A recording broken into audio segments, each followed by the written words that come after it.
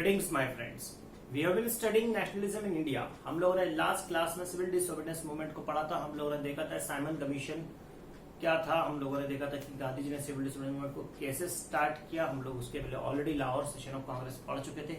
हम लोगों ने सिविल डिसोबीडियंस मूवमेंट के अंदर देखा था कि किस प्रकार से सॉल्ट मार्च हुई, कैसे गांधी जी ने जो लॉर्ड इरविन पैक्ट बना और उसकी वजह से सिविल डिसोबीडियंस मूवमेंट को विड्रॉ किया, और उसके बाद में जो राउंड टेबल कॉन्फ्रेंस 2 थी वो किस प्रकार से फेल हो गई, और उसके बाद में कैसे मूवमेंट को रीलॉन्च किया गया। ठीक है, अब हम लोग पढ़ने वाले हैं रोल ऑफ पीपल, है ना। तो पीपल का, लोगों का रोल इस मूवमेंट में क्या रहा। हम लोग देख रहे हैं इंडस्ट्रीज का रोल क्या रहा, रिच बिजनेसमैन का रोल क्या रहा, रिच पेजेंट्स का रोल क्या रहा। हम देखेंगे पुअर पेजेंट्स का रोल क्या रहा, और हम देखेंगे कि वर्कर्स का रोल क्या रहा, हम देखेंगे वीमेन का रोल क्या रहा। तो ultimately role of various people हम लोग यहाँ पर देखने वाले हैं। ठीक है, तो अब रोल की बात करें तो दोनों टाइम पे देखेंगे हम लोग, है ना। At the beginning of the movement और definitely when the movement was relaunch. ठीक है, शुरू करते हैं। तो सबसे पहले हम लोग देखते हैं rich pageants.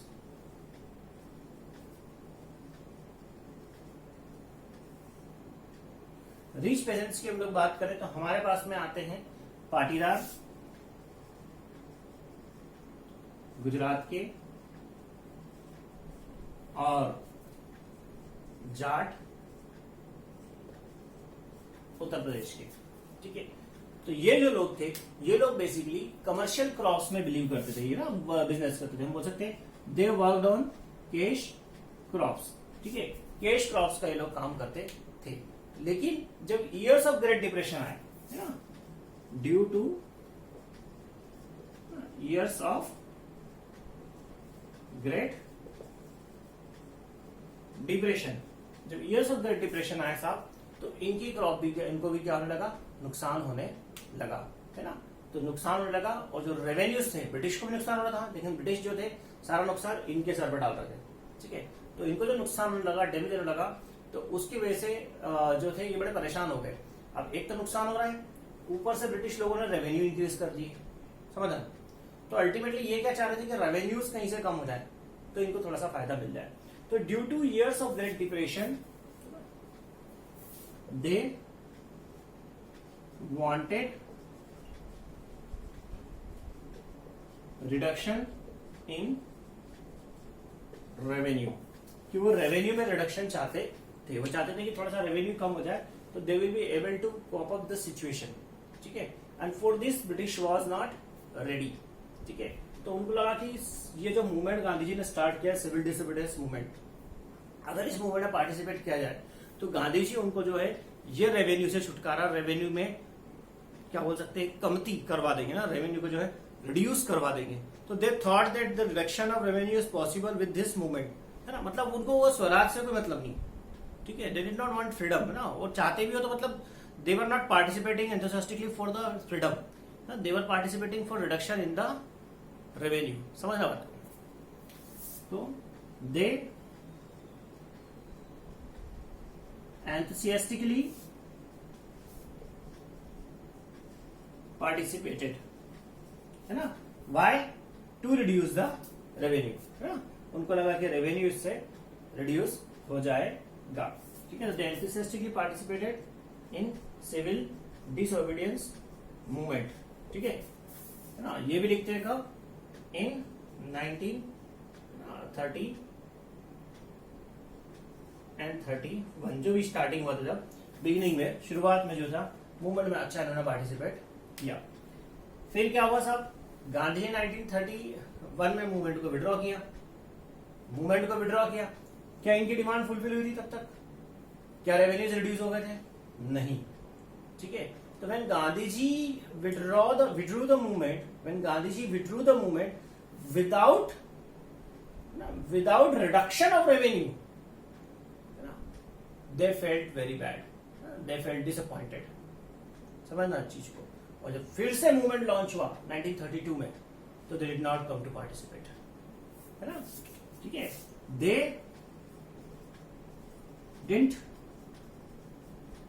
participate in the movement, civil disobedience movement in 1932 at its relaunching because because Gandhi ji had withdrawn it in 1931 without their demand of revenue reduction was fulfilled. है ना, क्या बात कर रहे हैं कि उनकी जो डिमांड थी रेवेन्यू रिडक्शन की वो पूरी नहीं हुई, मतलब revenue was not reduced and before the revenue was reduced, revenue reduce ही नहीं हुआ और गांधी जी ने मूवमेंट वापस ले लिया। मतलब समझिएगा आप थोड़ा सा दोनों चीजें, एक तो ये जो गांधी जी की आदत थी या बोल सकते कि वो बड़े इमोशनल हो जाते थे और जो वायलेंस देके मूवमेंट्स को विड्रॉ कर लेते थे ना, इससे कहीं ना कहीं लोग जो थे उनके प्रति असंतुष्ट भी होते थे। Point number 1। दूसरा आप देखें कि लोग बड़े कितने स्वार्थी हैं, उनका काम नहीं हो रहा तो उन्होंने विड्रॉ कर लिया, उन्होंने बोला नहीं हम नहीं पार्टिसिपेट करेंगे भैया, हमारा तो कुछ काम ही नहीं, हमको तो कुछ फायदा नहीं हुआ। तो यही एक चीज थी जो हमारी 1857 में भी हमको परेशान की थी कि everyone was fighting for their own, है ना, फॉर देयर ओन बेनिफिट्स, ना, nobody thought for the country, है ना। क्या ठीक है, इस टाइम पर 30s 40s में, जो 1930s एंड 40s में जो है लोगों को थोड़ा सा देश के प्रति प्रेम जरूर आया था, लेकिन अभी भी इस तरह के लोग थे जो अपना भला पहले सोच रहे थे। ठीक है, तो इस तरह से हम लोगों ने देखा कि अमीर किसान जो थे, इस पे क्वेश्चन भी आता है कि why did the rich peasants not participate in the relaunch of civil disobedience movement. So the rich peasant did not participate in the relaunch of the civil disobedience movement because earlier they had participated only in order to get reduction in the revenue. Okay, they did not have anything to do with the Swaraj. Okay, ultimately when Gandhiji withdrew the movement in 1931 without reduction in the revenue, they thought they felt very bad and disappointed, and that is why they did not participate in the relaunching of the movement. Clear है? कभी पूछ ले, अभी तो question आता है तो आप कर सकते हैं। Is this clear? Rich peasant वाला कॉलम क्लियर है। अब हम कहाँ जाएंगे? गरीब किसानों के पास। ठीक है, चलते हैं। तो साहब जो पुअर पेजेंट्स थे, है ना, ये लोग भी हिट हुए थे किस चीज से? ईयर्स ऑफ ग्रेट डिप्रेशन से, है ना, इन पर भी इफेक्ट तो पड़ा था, है ना। तो दे वर रनिंग अ मूवमेंट, है ना, वो एक मूवमेंट चला रहे थे, no rent campaign. No rent campaign वो लोग चला रहे थे ना, फॉर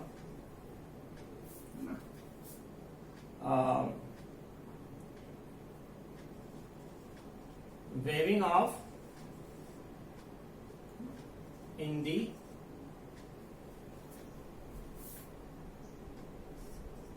unpaid rents। हुआ क्या था साहब, समझिएगा जिसको कि इन लोगों को भी परेशानी हुई थी ईयर्स ऑफ ग्रेट डिप्रेशन की वजह से। ठीक है, और ये जो थे गरीब किसान कहीं ना कहीं अमीर किसानों के लिए, जिन लोगों का हमने थोड़ी देर पहले पढ़ा, उन लोगों के लिए काम करते होंगे, है ना, टेनेंट्स भी होंगे। ठीक है, तो जो किराए की जमीन लेकर के काम कर रहे हैं, समझना बात को, जो किराए की जमीन लेकर काम कर रहे हैं, they are not directly selling their produce to the Britishers. वो क्या रहा है कि rich peasants have given their land to this poor peasants on the rent, and this poor peasants are working on this lands and they are giving the crop is being taken by the rich peasants and ultimately it is being sold to the britishers। तो situation इस तरह से चल रही है। अब गरीब किसानों के साथ क्या दिक्कत आई कि जो गरीब किसान थे, है ना, इनको रेंट तो पे करना ही था, है ना, और क्योंकि डिप्रेशन आ गया था तो इनको नुकसान उनको भी हुआ था। ठीक है, तो नुकसान भी भरना है और रेंट भी पे करना है, तो ये इतने सब मर रहे थे। ठीक है, ऊपर वाले इनको रिलैक्सेशन देने को तैयार नहीं थे। तो इन लोगों ने कहा कि जो रेंट बचा हुआ है, जो हम लोग अभी तक पे नहीं कर पाए ना, जो कि ड्यू है, जिसको बोलेंगे अनपेड रेंट, है ना, तो वो रेंट जो है, अनपेड रेंट जो है, that rent we will not be paying, है ना। तो they wanted that there should be a relaxation in the unpaid rents. समझ आ रही बात को? तो ये इस चक्कर में गांधी जी के पीछे पड़े हुए थे। ठीक है, तो they wanted the Congress to support them in their no rent campaign and they wanted the no rent campaign to be included in the civil disobedience movement. समझ में आ रही बात? लेकिन क्वेश्चन आ सकता है कि what was the no rent campaign, है ना, बताया सारा बोलना पड़ेगा उसमें। लेकिन क्या हुआ, Congress was not ready to incorporate them. समझना बात को, कांग्रेस ने सोचा कि अगर गरीब किसानों को अपने साथ जोड़ लिया, इन लोगों को, पेजेंट्स को जोड़ लिया, तो इनकी डिमांड जो है कहीं ना कहीं these demands are against the rich peasantry, समझना।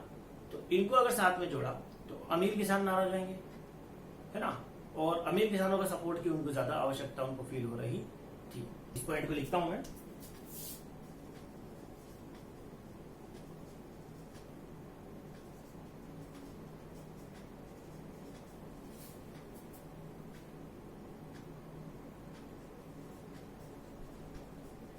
Congress was not willing to support them much due to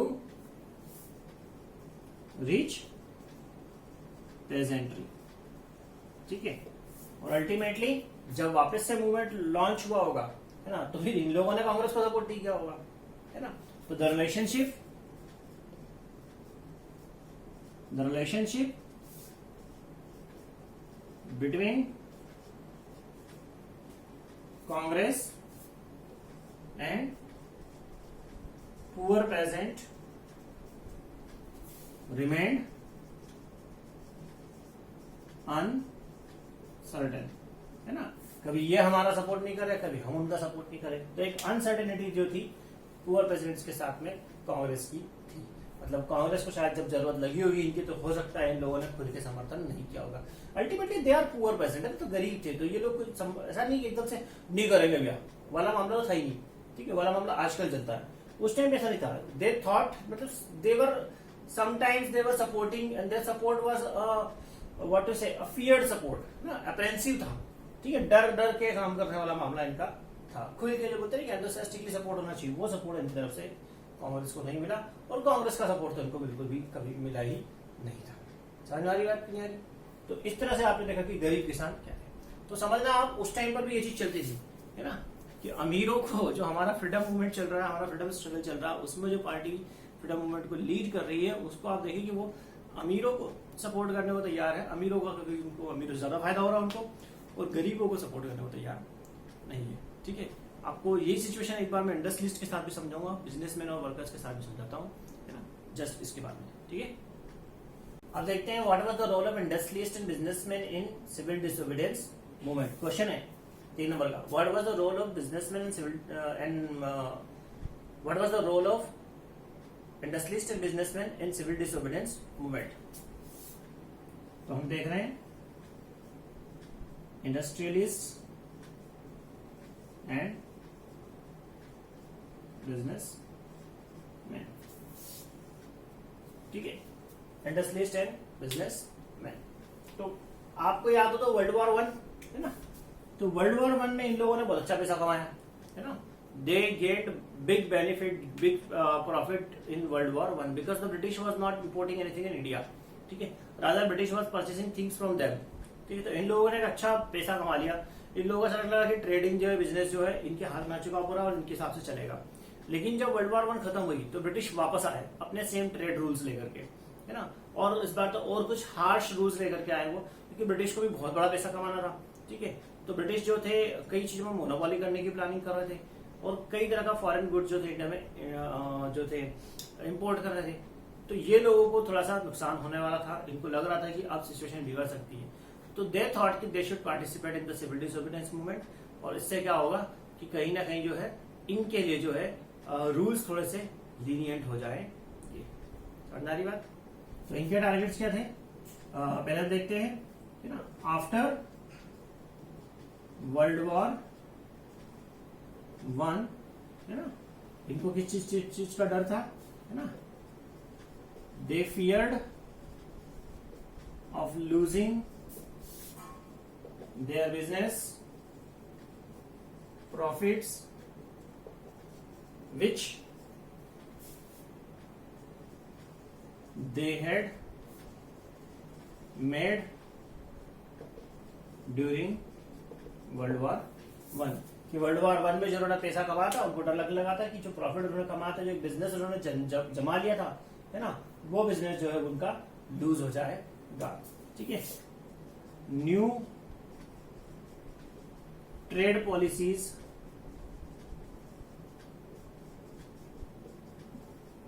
were against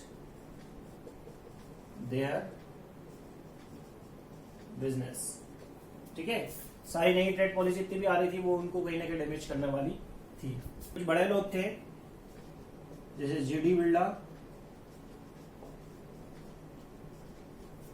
पुरुषोत्तम दास, ठाकुर दास, ठीक है। तो ये बड़े बड़े लोग जो थे, बड़े बड़े बिजनेसमैन जो थे, है ना, ये बड़े बड़े बिजनेसमैन थे। इन लोगों ने गांधी जी की एडवाइस पर, है ना, एक दो ऑर्गेनाइजेशन बनाई, है ना। दो मेन ऑर्गेनाइजेशन बनाई थी। एक का नाम था IICC, ठीक है, और एक का नाम था FICCI। दोनों को देखते हैं,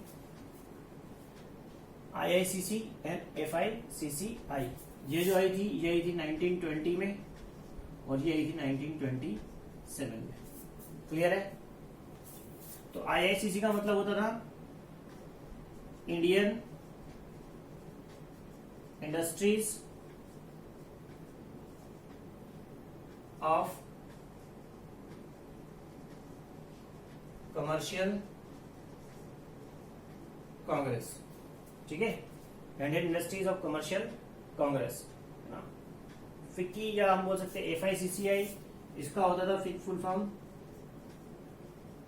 federation of Indian chamber of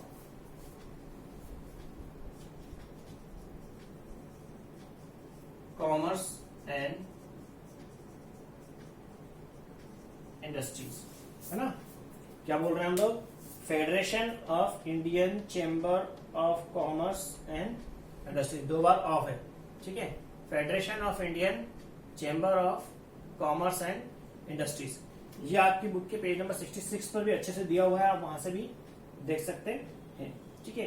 तो ये इस तरह से जो थे ना अपना मूवमेंट स्टार्ट किए, गांधी जी के साथ मिल गए ये लोग और गांधी जी को इन लोगों ने सिविल डिसोबीडियंस मूवमेंट में सपोर्ट किया ना। लेकिन इनके साथ भी क्या दिक्कत रही, जब गांधी जी ने मूवमेंट 1931 में विड्रॉ कर लिया, इनकी कोई बात तो पूरी हुई नहीं, है ना। देवर थिंकिंग की कुछ पॉलिसी चेंज जाएगी, हुई नहीं। 1931 में गांधी जी मूवमेंट को विड्रॉ करते हैं, 1932 में वापस से लॉन्च करते हैं। अब इनके मन में डर बढ़ गया। कौन सा डर बढ़ गया? पहला तो यही वाला था, दूसरा फिर ये वाला था, तीसरा ये वाला था, और एक चौथा डर और पैदा हो गया साहब इनके मन में। क्या पैदा हो गया? ब्रिटिश मिलिटेंट का, क्योंकि ब्रिटिश की अपनी मिलिट्री से, है ना, इनकी जो है प्रोडक्शन जो है उसको डैमेज नहीं करते, घबरा गए। And because of that they did not come to again support the civil disobedience movement. Clear है? पक्का? एक चीज समझिएगा, इन लोगों ने बताया फर्स्ट टाइम पे जब मूवमेंट हुआ था तो मूवमेंट चलाने के लिए पैसा लगता है। These were the organization which were paying Gandhi ji, है ना, या कांग्रेस वाली, गांधी जी का बोलना, है ना। These were the organization which were paying, which were financing the civil disobedience movement. Clear बात है ना। तो ये लोग कितना अहम रहेंगे, इंपॉर्टेंट रहेंगे, समझिएगा आप चीज को। नहीं तो जब इन लोगों का सपोर्ट नहीं होगा तो नेक्स्ट टाइम फाइनेंशियल स्टेटस तो उनका बिगड़ा ही होगा। बट डेफिनेटली कहीं ना कहीं ये भी एक रीजन रहा होगा मूवमेंट फेल होने का, मूवमेंट के मोमेंटम लूज करने का। राइट है? क्लियर है? चलिए आगे बढ़ते हैं। अब देखते हैं वर्कर्स।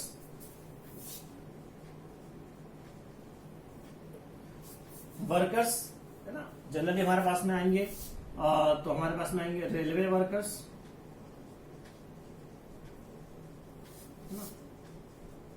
डॉक वर्कर्स, ठीक है, एटसेट्रा। तो साहब रेलवे वर्कर्स और डॉक वर्कर्स जो थे, इन लोगों ने तो सपोर्ट किया मूवमेंट को, बहुत बढ़िया, है ना। लेकिन जो मिल वर्कर्स या लेबर जो थी बेसिकली, है ना, तो ये लोगों के साथ थोड़ी सी दिक्कत आई। क्या दिक्कत आई? कि ये लोग जो थे सपोर्ट करने को तब आते, कब आते? जब इनको ऐसा लगता है कि कांग्रेस इनके साथ पूरी तरह से खड़ी है ना। लेकिन कांग्रेस जो थी वो तो मिल ऑनर्स के साथ, बिजनेसमैन इंडस्ट्रीज के साथ खड़ी थी। और आप जानते हैं हमेशा से ही एम्प्लॉयर और एम्प्लॉई की आपस में टसल्स रहती है। तो मिल वर्कर्स या हम बोल सकते हैं लेबर जो थी और इंडस्ट्रीज जो थे, बिजनेसमैन लोग थे, इन लोगों की आपस में वैसे नहीं बन रही थी, ठीक है। Industries wanted to earn great profit, huge profit, है ना, और उसके लिए definitely they were ready to compromise their labours, है ना। और लेबर्स जो थे, है ना, दे वांटेड मेनी थिंग्स, ना। ट्रेड यूनियंस बना रहे थे वो लोग। आप लोगों ने दूसरे चैप्टर्स में, दूसरी सब्जेक्ट में पढ़ा भी है, बहुत सारी ट्रेड यूनियंस बन रही होगी। तो कहीं ना कहीं हमारे यहाँ पर भी सब चीजें चल रही थी। एक सोशलिज्म टर्म पढ़ी थी आप लोगों ने 9th क्लास में, रशियन रिवॉल्यूशन में। उसमें क्या देखा था आपने? सोशलिज्म में मतलब क्या होता है? शेयरिंग पे बिजनेस होता है, शेयरिंग पे सारे काम धंधे होते थे, है ना। तो वर्कर्स के माइंड में ये चीज भी चल रही थी, है ना। तो मेनी बेनिफिट्स, मेनी रिलैक्सेशन, है ना, वर्किंग कंडीशंस में सुधार, ठीक है, और सोशलिज्म का आना, समझना। Workers wanted improvement in the working conditions, ठीक है। वर्किंग कंडीशन में सुधार चाहते थे वर्कर्स, ठीक है। वो चाहते थे कि वर्किंग कंडीशंस इंप्रूव हो। साथ ही साथ वर्कर्स क्या चाह रहे थे, है ना, वर्कर्स चाह रहे थे लेस वर्किंग आवर्स, ठीक है, हाई वेजेस, है ना, ये सब चीजें भी चाह रहे थे वर्कर्स, ठीक है।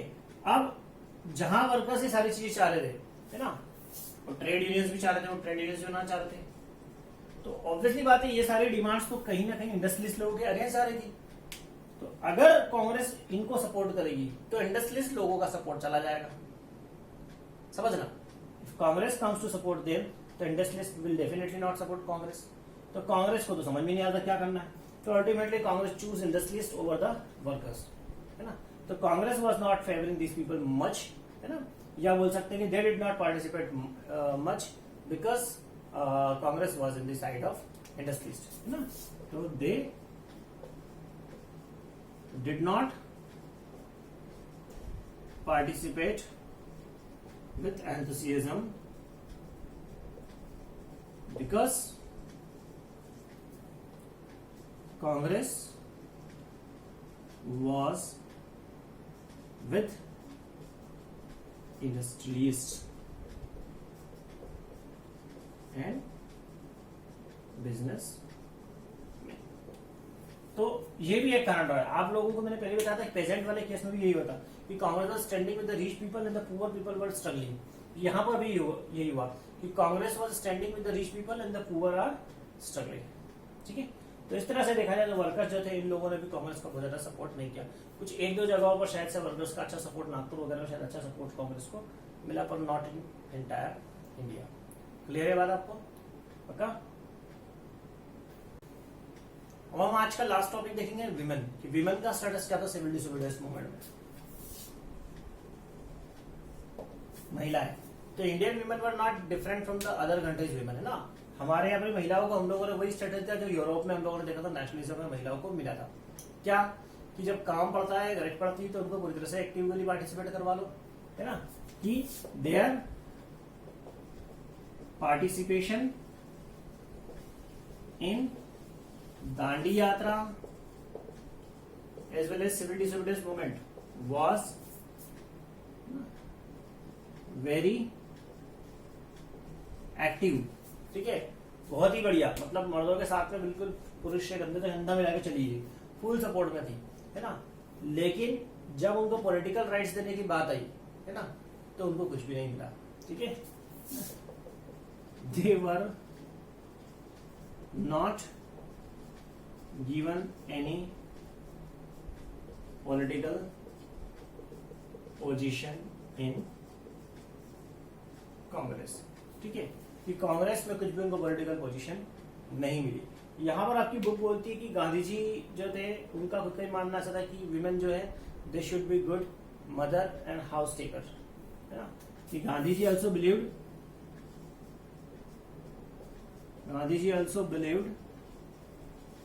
that